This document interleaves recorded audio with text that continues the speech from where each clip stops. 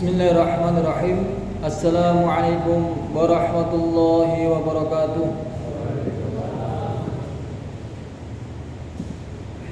Innal hamdalillah nahmaduhu wa nasta'inuhu wa nastaghfiruh wa na'udzu billahi min shururi anfusina wa min syarri a'malina. May yahdihillahu fala mudilla lahu wa may yudlil fala hadiya lahu. Asyhadu an la ilaha illallah wahdahu la syarika lahu wa asyhadu anna sayyidina Muhammadan abduhu wa rasuluhu la nabiyya ba'dah. Wa qala Allah ta'ala fil Qur'anil Karim, a'udzu billahi minasyaitonir rajim. Bismillahirrahmanirrahim. Ittaqullaha haqqa tuqatih wa la tamutunna illa wa antum muslimun. Al-ayat sadaqallahul adzim.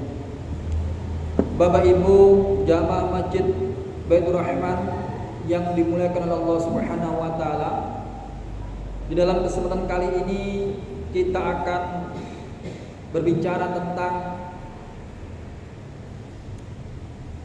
puasa itu mengajarkan kita terhadap karakter atau punya tabiat kejujuran, empati dan kedermawanan.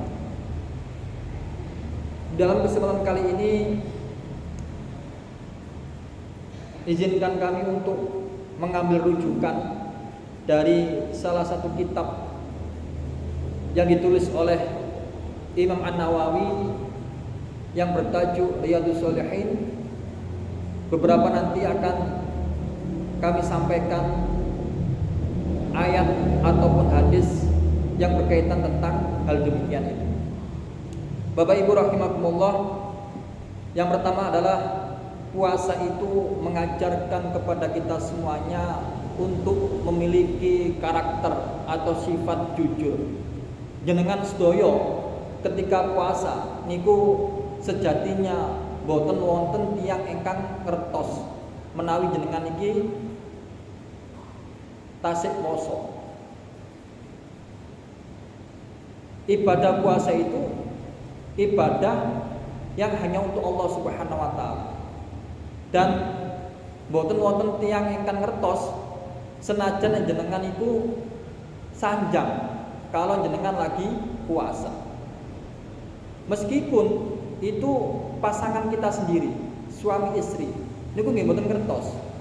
Baru kalau puasa menyampaikan kalau lagi puasa, lawan bicara itu baru tahu. Jenengan yang sedekah pasti ada yang tahu. Meskipun jenengan itu diam-diam, sedekah jangan sampai ada orang yang tahu. Tapi sedekah harta yang jenengan paringaken itu pasti jenengan paringaken ten tiyang lintune. Napa ten yayasan. Mboten wonten critane tiyang sedekah niku mboten diparingaken ten ngoten. Jenengan salat pasti ada yang tahu. Tapi ketika puasa itu tidak ada yang tahu Bapak Ibu. Sehingga puasa itu melatih kita untuk memiliki sifat jujur, as-siddiq. Ngoten. Nah, kejujuran ini harus kita pertahankan selepas kita menjalani ibadah puasa. Sebagaimana hal ini itu jujur, kita mengutip salah satu hikmah atau ibrah di dalam kitab Riyadhus Shalihin, babus sidqi, bab jujur. Lah, jujur itu apa? Jujur itu adalah sesuatu yang kita sampaikan walaupun itu rasanya pahit. Qulil haqqo wa in kana murra. Katakanlah kebenaran itu, kejujuran itu walaupun rasanya sangat pahit. Jenengan diperintahkan untuk melakukan kebenaran, untuk melakukan kejujuran itu. Karena apa? Karena kejujuran itu akan bersinar. Walaupun di tengah tumpukan kebohongan dan kepalsuan. Jadi kebenaran suatu saat itu nanti akan terbukti. Kasus kemarin itu di media massa, Pertamax dioplos dengan Pertalite. Nggih napa mboten? Kan mboten jujur niku menan. Masyarakat sedoyo pun berusaha mentaati perintah dari pemerintah kebijakannya itu. Tapi ternyata pemangku kebijakan punya celah untuk melakukan kezaliman itu. Jadi suatu saat meskipun ditutup-tutupi itu, pasti Allah akan membuka aib tersebut itu. Karena kebenaran itu pasti akan bercahaya, bersinar. Dari sini kita belajar Bapak Ibu, bahwa Allah Subhanahu wa taala itu berfirman, "Wa huwa ma'akum aina ma kuntum. Wallahu bima ta'maluna basyir." Dan Allah Subhanahu wa taala itu akan bersama kalian semuanya. Dimanapun kalian semua berada, Allah itu ada. Jenengan tenpun di mawon, Allah itu pasti wonten. Makanya Allah itu lebih dekat dengan kita. Bahkan digambarkan kedekatan Allah dengan hambanya itu lebih dekat Allah dibandingkan urat yang ada di belakang leher kita itu. Wallahu, dan Allah bima ta'maluna basyirun, dan Allah itu Maha melihat dengan apapun yang kita kerjakan selama di dunia. Oleh sebab itu, jika kulolan panjenengan sedaya ngeten iki merasa bahwa Allah itu selalu ada di samping kita, selalu ada di benak kita, dan selalu merasa kita diawasi oleh Allah Subhanahu wa taala, maka tindak tanduk seorang hamba itu akan berada di atas kebenaran. Dan itulah yang harus dijadikan pondasi di dalam pola berpikir kita, Bapak Ibu. Ya ayyuhalladzina amanu, wahai orang-orang yang telah beriman, jenengan dipanggil kali Gusti Allah dengan panggilan ya nida khusus. Karena jenengan orang yang beriman. Apa isi panggilan itu? Ittaqullah wa kunu ma'as-shadiqin. Bertakwalah kalian semua kepada Allah Subhanahu wa taala dan jadilah panjenengan sedaya niki bersama tiang-tiang ingkang berbuat kebenaran, tiang-tiang ingkang berbuat kejujuran.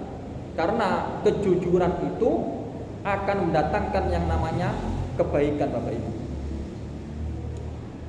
Berbicara tentang kebenaran, berbicara tentang kejujuran, ada suatu hadis yang dimana ada seorang sahabat, Bapak Ibu, bertanya kepada baginda Rasulullah. Qila li Rasulillah, telah dikatakan kepada baginda Rasul, ayyakunal mu'minun jabanan. Ya Rasulullah, apakah seorang mukmin itu memiliki sifat pengecut? Niki tanglete para sahabat. Kemudian Rasulullah mengatakan, "Na'am, ya demikian." Ayyakunal mu'minu bakhilin. Ya Rasulullah, apakah seorang mukmin itu ada yang memiliki sifat bakhil, rodok medit? Kemudian baginda Rasul sanjang, "Iya demikian." Tapi kan tidak semuanya, Bapak Ibu. Mungkin apa boten? Tapi kan ada, kadang sifat itu melekat dalam benak kita, rodok eman. Kan ngoten ya. Badhe maringaken 10.000 rodok eman rek saged didamel tumbas bakso. Akhirnya diparingaken 1.000 napa 2.000 kan ngoten ya. Napa 1.000 ngoten niku. Jadi masih ada sifat itu. Tapi ketika ada pertanyaan ketiga, Bapak Ibu, ayyakunal mu'minun kadzaban. Ya Rasulullah, apakah seorang mukmin itu memiliki sifat berdusta? Kemudian baginda Rasul sanjang, faqala la, tidak. Jadi seorang mukmin itu tidak akan memiliki sifat yang dusta. Sehingga dalam hal ini Bapak Ibu, Sayyid Sabiq itu ulama dari Al-Azhar, Grandmaster, di dalam bukunya itu yang bertajuk Islamuna, beliau ini memberikan penjelasan tentang hadis niki, bahwa keimanan seseorang itu tidak bisa bercampur dengan sifat kebohongan tersebut. Jadi jenengan kalau beriman, percaya dumateng sing gawe urip niku, nggih menika Gusti Allah, jenengan iman mantep ngadep kali Gusti Allah, diucapkan melalui lisan, diyakini dalam hati, dibuktikan dalam amal perbuatan, maka bentuk keimanan itu Bapak Ibu itu tidak bisa menyatu dengan kebohongan. Apa intinya? Orang yang beriman itu tidak memiliki sifat yang namanya kadzaban, dusta. Sehingga yang ditampilkan adalah nilai-nilai kejujuran. Jadi jujur itu melekat dalam dirinya masing-masing. Oleh sebab itu puasa niki Bapak Ibu akan mengantarkan kita kepada atau mengajarkan kita terhadap nilai-nilai kejujuran itu. Karena tiang puasa itu boten wonten sing ngertos kecuali piyambake pribadi niku mawon. Baginda Rasul niku Bapak Ibu, sebelum diangkat menjadi nabi, sudah dikenal dengan orang yang paling jujur seantero Mekah itu. Dan bahkan ketika beliau sanjang memaklumkan beliau menjadi seorang nabi, beliau sanjang ngeten. Dikumpulkan semua orang kemudian beliau sanjang, "Wahai umat manusia, jika saya mengatakan di balik bukit ini ada musuh yang hendak menyerang kabilah kita, apa engkau percaya?" "Ya percaya ya Rasulullah." "Percaya nih." Sedoyo sanjang percaya, saestu. Karena beliau dikenal tidak pernah berbohong, jujur. Tapi ketika beliau sanjang bahwa beliau ini seorang nabi, baru mereka mendustakan. Kan aneh ya. Lah sakderenge baginda Rasul dikenal tiang ingkang paling jujur nih. Niku baginda Rasul. Abu Bakar Bapak Ibu mendapatkan gelar nopo? As-Siddiq ya, jujur. Kenapa demikian? Dikarenakan ketika baginda Rasul itu pada waktu itu Isra Mi'raj ya, dari Masjidil Haram ke Masjidil Aqsa, kemudian diangkat ke langit ketujuh Sidratul Muntaha. Itu menerima apa? Perintah sholat. Jadi perintah sholat itu istimewa Bapak Ibu. Allah bertemu dengan baginda Rasul. Ketika Allah perintahkan zakat turun ayat. Ketika Allah perintahkan puasa turun ayat. Ketika Allah perintahkan haji turun ayat. Tapi ketika Allah perintahkan sholat istimewa Bapak Ibu. Allah memanggil baginda Rasul terlebih dahulu. Makanya kunci lawang swarga itu sadat terus dengan sholat. Nek sholatnya sae, amalan ibadahnya sedaya niku sae. Niku saged membuka kunci lawang swarga. Senajan jenengan beramal soleh sak kuwatainipun, tapi nek mboten nate sholat, mboten saged mlebet swarga. Karena sholat itu ibadah yang istimewa, langsung berjumpa dengan Allah. Lah niku seluruh umat itu tidak percaya. Bahkan orang-orang munafik itu sempat demikian, mengompor-ngompori Abu Bakar. Sanjang dengan Abu Bakar bilang gini, "Apakah yang disampaikan itu berasal dari baginda Rasul?" "Iya ya, wahai Abu Bakar." "Kalau begitu ya memang benar," sanjang Abu Bakar. Dan bahkan Abu Bakar memastikan apapun yang disampaikan oleh baginda Rasul itu adalah orang yang benar dan itu jujur. Nah, dari sinilah Abu Bakar mendapatkan gelar As-Siddiq, orang yang dapat dipercaya Bapak Ibu. Apa? Membenarkan kejadian Isra Mi'raj Abu Bakar itu. Umar ketika mengetes, menguji kejujuran seorang pengembala pemuda, seorang budak, jenengan kan nate mirsani ya, nate mireng niku dibeli kali Umar, tapi sanjangi ki ambek yo napa? "Wahai si fulan, ini bukan milik saya domba-domba ini. Kalau engkau ingin membeli, datanglah ke rumah ujung sana dan belilah itu. Ini milik tuan saya." "Loh, berikan kepada saya 1 ekor saja. Tuanmu tidak akan mungkin tahu kalau kamu berikan ini." Kemudian pemuda ini mengatakan, "Ya memang tuanku tidak pernah tahu, tapi fa'inallah, di mana kalau Allah Subhanahu wa taala." Mendengar kalimat itu Bapak Ibu, kemudian Umar diminta diantarkan ke pemilik domba ini, kemudian bilang dibeli budak ini, lalu kemudian dimerdekakan dan beberapa ekor kambing dibeli kemudian dihadiahkan kepada pemuda ini.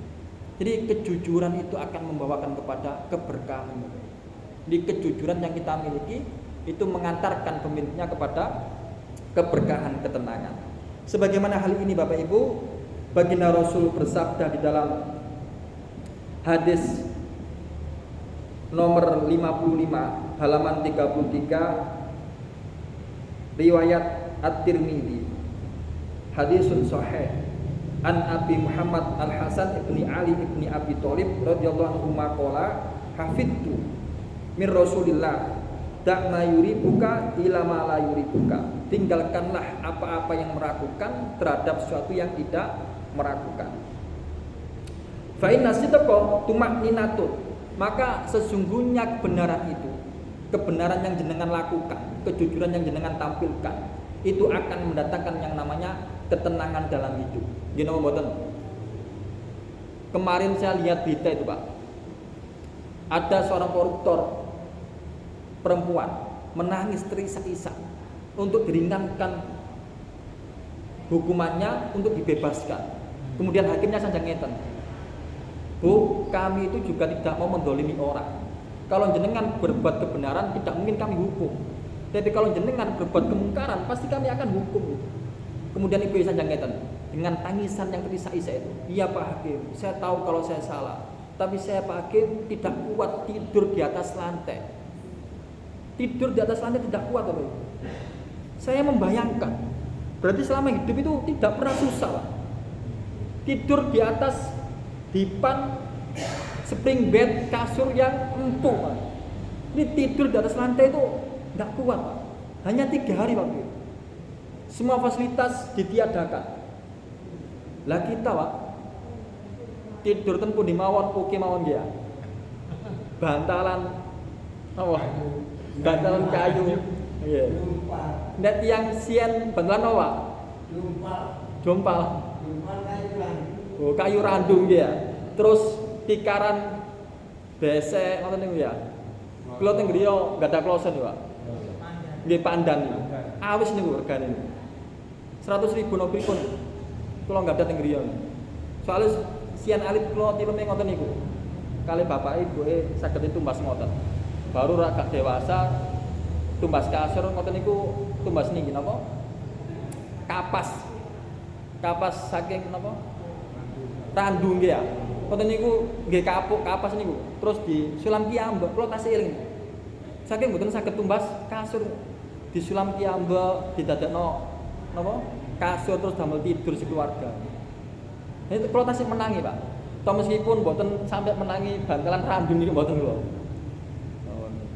Lah niki mboten purun, Pak. Koruptor perempuan niku. Jenengan searching ten Google wonten niku. Kula nonton YouTube niku. Piyambake niku nangis. Karena minta diringankan. Jadi makanya kejujuran itu membawa kita kepada yang namanya ketenangan hidup, Pak. Senajano pripun-pripun rezekine pas-pasan, tapi nek jujur halal barokah, Pak. Awak niki tenang. Coba jenengan tingali niku. Koruptor. Sesuai saya pakane, Pak. Lulusannya mboten SMA S1, Pak, S2, S3, ngoten. Doktor bahkan luar negeri lho. Pinter-pinter kan niku. Kemampuan bahasanya juga pinter. Tapi lah nopo kok mboten saged berbuat jujur? Karena keimanan itu tidak ia miliki, Pak. Kejujuran dan keimanan, kata Said Sabiq tadi yang saya sampaikan di dalam bukunya Islamuna itu tadi, dosen dari Al-Azhar, Kairo Mesir itu tidak bisa bersatu antara keimanan dan kedustaan. Makanya karena ia tidak memiliki keimanan sehingga berbuat kecurangan tadi, Pak. Kalau misalkan tenang hidupnya, mboten sampai mendet barange atau haknya orang lain. Karena ada kekurangan dalam dirinya, kurang. Meskipun punya jabatan, punya harta yang berlimpah, mobil mewah, harta kaya raya, aset di mana-mana, tapi kiambe mboten tenang. Uripe kurang mawon. Jenengan mriki pakai sepeda ontel nggih, tenang. Nggih napa mboten? Kula pakai sepeda Mio. Bismillah, muga-muga mboten mogok. Nggih. Ngoten nggih, tenang. Niki sepeda Mio istri kula, Pak. Tahun 2012. Sian nek kula rada sungkan beto sepeda Mio ngeten iki diuring-uring kali istri kula. Mas Anas ngene sampean isin. Berarti ada rasa kesombongan dalam hati, Pak. Nggih napa mboten? Karena pakai sepeda ngoten niku awak dhewe napa sih sing digoleki? Sanjungan tiang, mboten niku. Enten pengaruhnya. Percuma, Pak. Di hadapan masyarakat kita itu dimuliakan. Nggih napa mboten? Tapi di hadapan Allah Subhanahu wa taala nanti kita dihinakan. Karena masyarakat tidak tahu di balik itu semuanya kita melakukan kezaliman yang luar biasa. Tidak jujur. Ngoten. Dadose urip niku wis mboten napa sing digoleki. Napa nggih napa mboten? Ketenangan, Pak, saestu. Jadi nek urip tenang niku napa-napa eco. Jenengan ten pundi-pundi nggih tenang. Pengawasan tenang, kerja tenang, ten pundi-pundi nyaman dan lain sebagainya. Tapi ingat, Pak, wal katiba ribatun. Orang yang berbuat dusta itu akan mengantarkan pemiliknya atau menimbulkan yang namanya kebimbangan, keresahan itu. Mboten tenang. Ten pundi-pundi mboten tenang. Karena ada kebohongan yang ia tampilkan, termasuk terhadap keluarga. Seorang suami, Pak, kalau bohongi istrinya tenang nama mboten, Pak? Jenengan nanti bohongin nama mboten? Mboten nate nggih. Mboten nate kok. Nek mriki kita ngisai-sai kula saestu yakin. Nek mriki enten, Pak. Gaji 2 juta sanjange 1.700.000. Ya. 300.000 nih diparingaken. Mbok sing enom. Lah, ngoten niku. 2 tahun kemudian baru konangan nek enggak ada istri malih. Kan mboten tenang ngoten niku. Tapi nek jujur mboten nggih paring restu nikah malih ya. Ya napa. Jadi kejujuran yang dimiliki itu akan mendatangkan ketenangan hidup, Pak.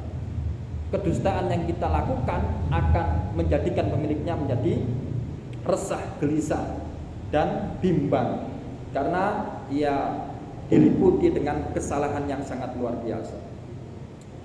Bapak Ibu rahimakumullah, hadis berikutnya ini baginda Rasul bersabda dari Ibnu Mas'ud, muttafaqun alaih. Jadi diriwayatkan oleh Bukhari dan Muslim. Inna sidqa yahdi ilal birri. Sesungguhnya kejujuran itu akan menunjukkan kepada kebaikan. Wa innal birra yahdi ilal jannah. Dan kebaikan itu akan mengantarkan pemiliknya kepada surga, ke dalam surga. Jadi rutenya pun ngoten. Ya. Kejujuran itu menunjukkan ke dalam kebenaran. Kebenaran menunjukkan ke dalam surga. Tapi nek jenengan mele rute liyane lintuninipun gini ku wa innal kadiba menjadi orang yang dusta yahdi ilal fujur, maka akan menunjukkan kepada kejahatan. Karena kedustaan itu mengantarkan pemiliknya terhadap apa? Kejahatan. Wa innal fujur yahdi ilan nar. Dan kejahatan itu akan menunjukkan pemiliknya ke dalam api neraka. Koruptor itu kan bukan jujur ya. Dia akan mengantarkan kepada kejahatan. Napa kok mboten disebut maling kan ngoten ya. Aku nyolong maling tapi koruptor, Pak. Biar rodok saing ngoten lho. Iya. Iya. Tapi nek disebut aku maling mboten purun ya. Jadi nggih ya. Tapi nek koruptor, waduh, dikawal, Pak. Ten desa nyolong sepeda motor digebuki tiang, Pak. Iso mboten selamat. Tapi nek korupsi negara, uang negara, aset negara, Pak, dikawal polisi, Pak, pakai jas oranye. Jadi lebih bonafit kalau misalkan dalam kata istilah orang-orang zaman sekarang. Wa innar rajula la yakdzibu hatta yuktaba indallahi kadzaban. Dan sesungguhnya orang yang berlaku dusta itu dia akan dicatat oleh Allah Subhanahu wa taala dengan predikat orang yang dusta. Bapak Ibu rahimakumullah, demikianlah tentang sifat jujur yang harus dimiliki oleh seorang hamba yang beriman kepada Allah Subhanahu wa taala dan bagaimana hikmah atau manfaat dari kejujuran yang ia miliki, maka akan mengantarkan kepada ketenangan dalam hidupnya. Tidak cukup sampai di situ, nanti akan diberikan surganya Allah Subhanahu wa taala. Berikutnya yaitu tentang empati, Bapak Ibu. Bapak Ibu rahimakumullah, puasa itu ternyata juga mengajarkan kita semuanya untuk memiliki karakter atau sifat yang disebut dengan empati. Jenengan ngertos nggih? Simpati kali empati. Simpati niku napa, Pak? XL. Perhatian. Simpati niku sifat perhatian, Pak. Mboten XL, mboten Indosat, ngoten. Simpati kartu nang jenengan ngertos e. Jadi simpati itu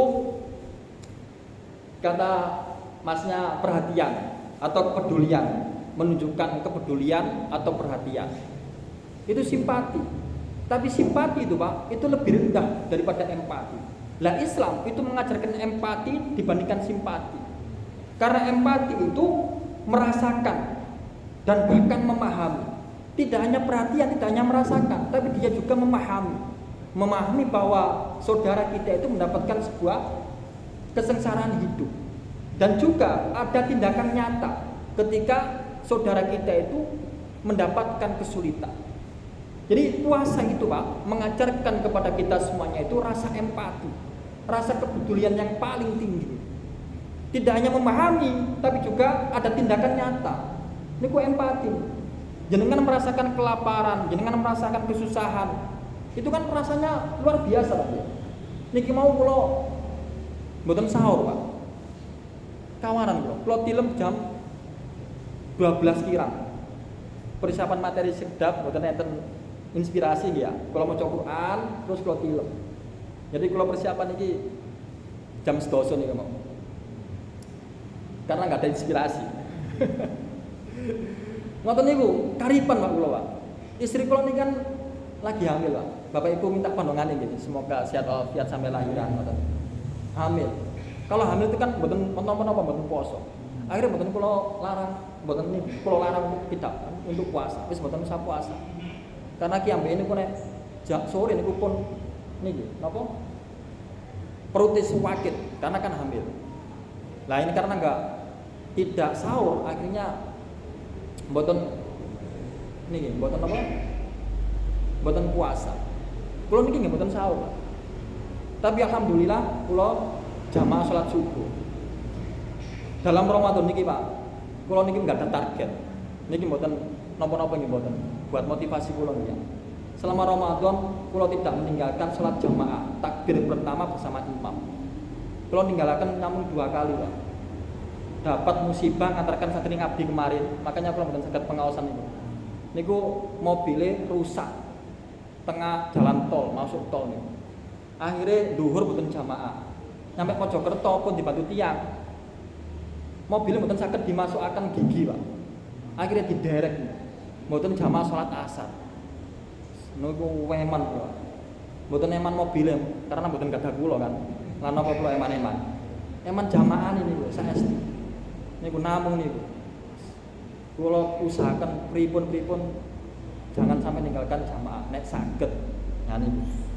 Jadi puasa niku Pak mengajarkan kepada pribadinya untuk merasakan kesengsaraan orang lain. Jenengan rasa haus, rasa lapar, itu kan susah payah. Tiang niku nek jenengan dakwahi Pak dalam kondisi lapar, mboten masuk Pak. Nggih napa mboten?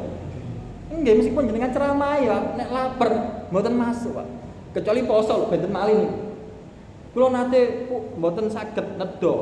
Sehari makan 1 kali Pak waktu kuliah niku rada emosi Pak dijak ngomong mboten nedha 2 hari lemes Pak mboten nedha 3 hari jenengan sanjang napa-napa mboten kula yai mawon saking lemes nek jenengan nate ngrasaken ngoten niku makane tiyang lapar niku cenderung emosian niku niate mboten poso lho nek poso benten malih niku jadi kesengsaraan hidup yang kita alami Pak merasakan kehausan, kelaparan ini mengajarkan kita agar kita memiliki sifat empati. Niku. Empati. Jadi empati itu tidak hanya merasakan atau memahami, tapi juga ada tindakan nyata ketika kita melihat ada saudara kita yang mendapatkan musibah. Bapak Ibu rahimakumullah, oleh sebab itu dari sini baginda Rasul itu memperingatkan al-mu'minu lil mu'minin.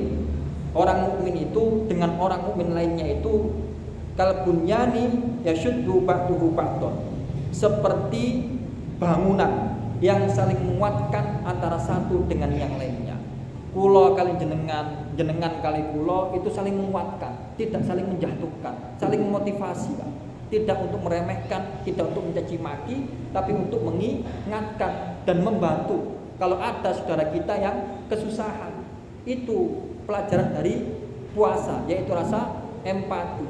Karena kita merasakan penderitaan orang lain, sehingga ketika tetangga kita, saudara kita mengalami penderitaan, maka sebagai orang yang beriman, punya sifat empati, ada tindakan nyata, sehingga kita membantu itu. Kalau ada tetangga Pak datang dari jenengan pinjam arto, jenengan ojo sampai sanjang, kula mboten enggak ada. Padahal kan enggak ada. Paling enggak jenengan sanjang. Wonten Pak. Tapi arto niki damel intune. Nek jenengan pinjam 1 juta wonten 100.000 ya napa pripun? Ngoten. Kula nate mireng Bapak, kula niku kan petani Pak. Jadi petani niku panene sing dijaga-jagakno kan waktu panen. Lah ngoten niku enten tangga sing nyampil arto. Sanjange ngeten. Aku iki duwe duit, tapi duitku iki jagane anakku mondok, bayar SPP. Dan tak selang awakmu.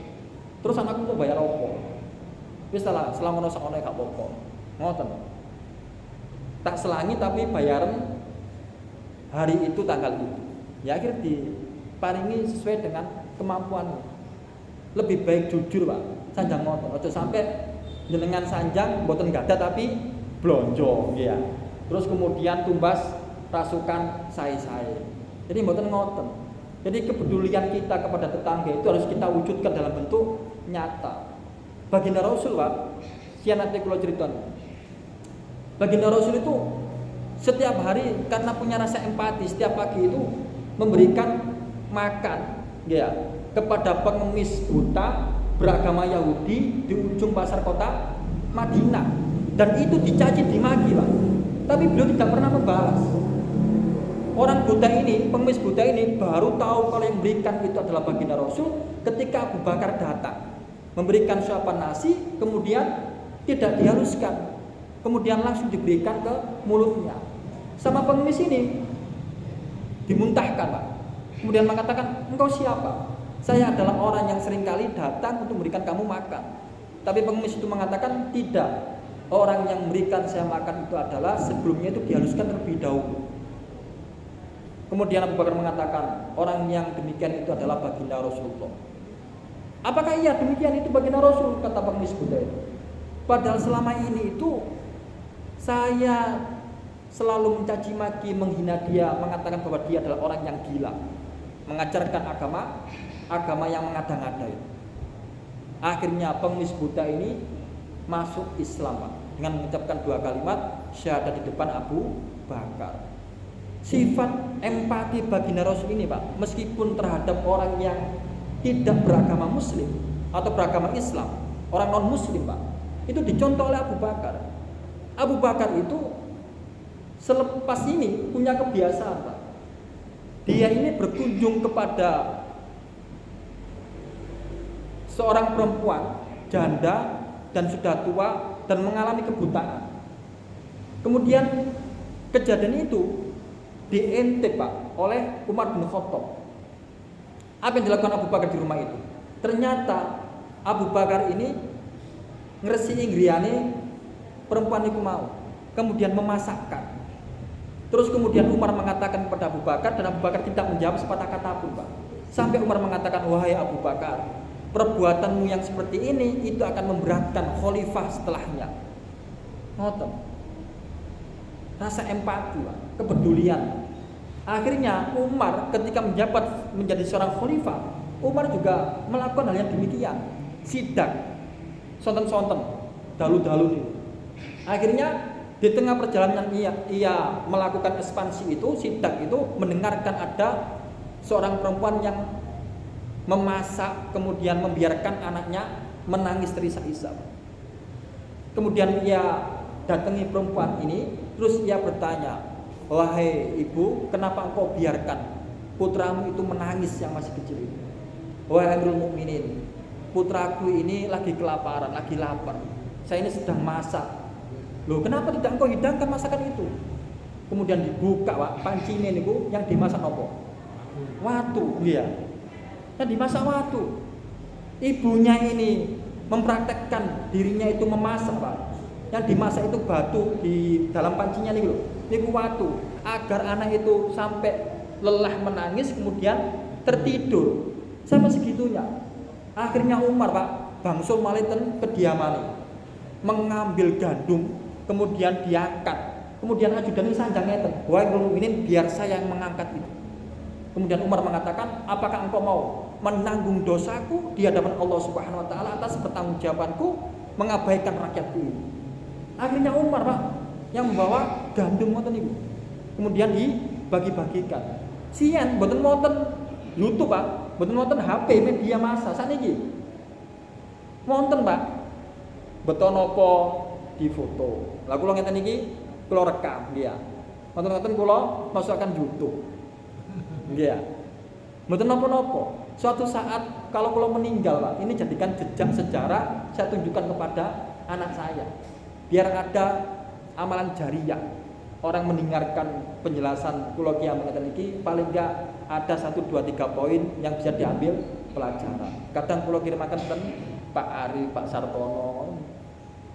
Meskipun mboten didengaraken lho, mboten napa-napa. Pasti ada sing nyantol. Kula wonten praktek jenazah kula rekam, Pak. Dari mental dari mendampingi si mayit ketika nazak itu apa yang harus dibacakan dalam kitab Bidayatul Mujtahid itu harus dibacakan la ilaha illallah. Kemudian ketika memandikan, kemudian mengkafani, kemudian mensolati, kemudian menguburkan, dan bagaimana posisi mayit itu dalam keadaan dikuburkan bagaimana itu anak-anak yang tak rekam Pak. Mayitnya anak-anak, kain kafannya berapa hotel. Ada orang Kalimantan Pak, Kalimantan Selatan melihat video pulau, kemudian ngechat Pak. Terus tanggap, saya ngajar di mana? Pulau Sanjang, saya ngajar di kampus. Ternyata tertarik dengan praktek itu, ingin memondokkan anaknya. Belum ngoten. Kan kena amal jariah kula. Iya. Karena melihat bagaimana perawatan jenazah dari awal sampai akhir. Nggih muridnya nggih dikafani iki nggih persis dikafani nggih dikafani. Dimandikan nggih, cara memandikan bagaimana nggih. Niku. Jadi paling lama itu 35 menit ujian praktek pulau sing kula rekam. Jadi niki Bapak Ibu. Dulu mboten wonten ngeten niki, media mboten wonten. Tapi Umar sudah melakukan yang demikian itu, rasa empati. Terakhir Bapak Ibu, dari kisah empati itu ada seorang ulama yang bernama Abdullah bin Mubarak. Abdullah bin Mubarak niki pernah melakukan ibadah haji. Ketika melakukan ibadah haji, kiam niku mantuk kemudian tertidur. Lah di tidurnya itu beliau bermimpi. Ada 2 orang malaikat yang lagi berkomunikasi, bertanya, ibadah haji tahun ini berapa totalnya? 600.000 orang jamaah haji. Kemudian bertanya lagi, di sekian banyak orang yang melakukan ibadah haji, berapa orang yang menjadi haji mabrur? Kemudian malaikat itu mengatakan, tidak ada satupun yang beribadah haji tahun ini mendapatkan gelar haji mabrur. Mendengarkan kalimat itu Bapak Ibu, Abdullah bin Mubarak ini terkejut. Kemudian salah satu di antara malaikat ini mengatakan, tapi karena ada amalan 1 orang sehingga 600.000 jamaah haji ini mendapatkan gelar haji mabrur. Dan 1 orang ini berasal dari Damaskus, pekerjaannya menjadi sol sepatu, bekerja memperbaiki sepatu ini, sol sepatu, gara-gara amalan ibadah ini. Dan dia tidak melakukan ibadah haji, tapi gara-gara amalan ini, amalan keluarga ini, ibadah haji 600.000 orang ini diterima. Akhirnya Pak, Abdullah bin Mubarak ini mboten mantuk. Dia berbelok arah menuju Damaskus. Ketika sampai Damaskus, setiap orang yang ada di pasar bekerja menjadi sol sepatu ditangleti. Apakah jenengan yang bernama Ali bin Al-Muwaffaq? Mboten kula. Kemudian dicari malih, ditangleti malih. Apakah jenengan yang bernama Ali bin Al-Muwaffaq? Mboten kula. Akhirnya ada yang menunjukkan orang yang jenengan cari adalah ada di ujung sana. Kemudian didatangilah dirinya. Kemudian dia bertanya, apakah engkau yang bernama Ali bin Al-Muwaffaq? Iya. Siapakah engkau? Kemudian ia menceritakan. Akhirnya ia terkejut. Kemudian dirinya ini bingung. Tidak mungkin saya ini haji. Nggih, mboten haji, tapi kok mendapatkan gelar ngoten. Akhirnya ia ditanya, kemudian dipaksa untuk menceritakan amalan apa yang kau lakukan sampai-sampai bisa mendapatkan apa? Menolong orang untuk mendapatkan haji mabrur. Akhirnya ia cerita Bapak Ibu. Ia ini bekerja menjadi tukang sol sepatu selama 30 tahun. Lah 30 tahun ini beliau ini mengumpulkan uang 350 dirham. 350 dirham. Lah kebetulan pada waktu itu uang yang ia kumpulkan selama 30 tahun ini Bu digunakan untuk ibadah haji. Tapi ketika itu istrinya ini hamil. Kemudian ngidam. Lah ketika ngidam tercium bau yang harum masakan dari tetangga sebelah, dari ujung sana itu. Akhirnya Ali bin Al-Muwaffaq ini mencari rumah tersebut, kemudian minta izin untuk membeli sebagian masakannya. Lalu kemudian ibu ini mengatakan, wahai tuan, makanan ini halal bagi kami dan haram bagi tuan. Kemudian Mas Ali ini bin Al-Muwaffaq ini mengatakan, loh, nggak mungkin, sesama saudara muslim pasti halal untuk saya juga. Akhirnya ia mengatakan, saya ini adalah seorang janda yang punya anak 6 dan rumahnya mau roboh. Saya tidak mampu untuk membeli makanan. Di belakang rumah saya itu ada seekor keledai yang mati dan sudah menjadi bangkai. Akhirnya bangkai ini saya masak untuk mempertahankan kehidupan agar keluarga saya ini tidak meninggal kelaparan. Akhirnya Pak, cerita ini Pak disampaikan kepada istrinya. Kemudian keluarga ini menangis Pak, menangis. Akhirnya istrinya ini bilang kepada suaminya itu, wahai suamiku, uang yang engkau kumpulkan selama 30 tahun 360 dirham ini berikan kepada keluarga itu. Sebelum memberikan, ia masak terlebih dahulu Pak. Masak kemudian membawa bekal makanan, ia berikan kepada janda itu yang punya 6 anak dan memberikan uang 350 dirham itu tadi. Rasa empati, kepedulian yang sangat luar biasa kepada saudara seiman Pak. Dan gara-gara amalan ibadah seorang Ali bin Al-Muwaffaq dengan keluarganya itu yang menolong tetangganya yang kelaparan itu, akhirnya ibadah haji 600.000 orang itu diterima oleh Allah Subhanahu wa taala. Mungkin hanya ini yang bisa saya sampaikan, kurang lebihnya saya mohon maaf. Sekian, wassalamualaikum warahmatullahi wabarakatuh. Waalaikumsalam.